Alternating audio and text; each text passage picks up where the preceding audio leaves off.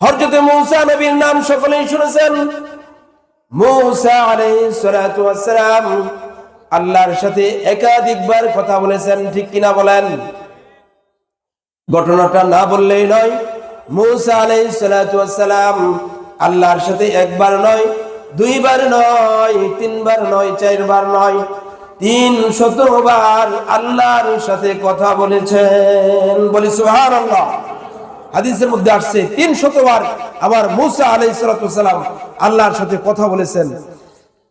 আল্লাহর সাথে যখন কথা বলতে যেতেন, যাওয়ার সময় একদিন ৩ জন ব্যক্তি হযরত মূসা আলাইহিস সালাতু ওয়াস সালামের কাছে ৩টা আরজ করলো।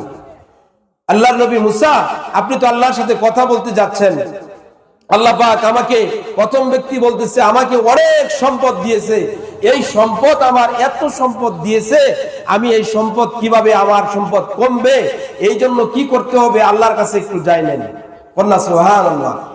দ্বিতীয় ব্যক্তি বলতেছে, ও মূসা, আল্লাহর নবী, আপনার কাছে আমার আরজি, আমার সম্পদ কম, অর্থহীন, আমি অর্থ সম্পদ আমার বেশি নাই, আমি আপনার কাছে আর আরজি করতেছি, আপনি যখন আল্লাহর সাথে কথা বলবেন, বলার সময় আপনার কাছে আমার আরজি হলো, আল্লাহর কাছে জিজ্ঞাসা করবেন কি আমল করলে, কি করলে আমার সম্পদ বাড়বে। কন্যা সুবহানাল্লাহ।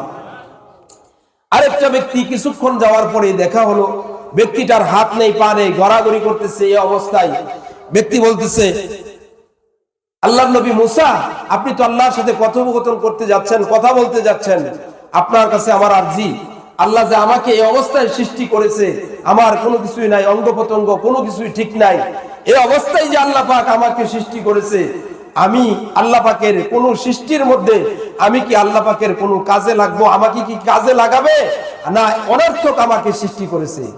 এই বিষয়টা একটু জানবেন। আলহামদুলিল্লাহ, আল্লাহ রাব্বুল আলামিন যত কিছু সৃষ্টি করেছেন সব কিছু আমাদের উপকারার্থে, ঠিক কিনা বলেন? কিছু না কিছু কাজে, একটা না একটা কাজে মানুষকে আল্লাহ পাক, যে কোনো ধরনের কাজে আল্লাহ পাক সব মাখলুকগুলিকে সৃষ্টি করেছেন, তাকে তার যে কোনো একটা কাজে লাগাবেন, ঠিক কিনা বলেন? মূসা আলাইহিস সালাম আল্লাহর কাছে চলে গেলেন। যাওয়ার পরে কথা বলে যখন আল্লাহর সাথে আরজি করলেন, কথা বললেন, কথাগুলি উত্তর নিয়ে যখন আবার পুনরায় ফিরে আসলেন, আসার পরে প্রতিমধ্যেই দেখা হলো, ওই ব্যক্তিদের সাথে দেখা হয়ে গেল।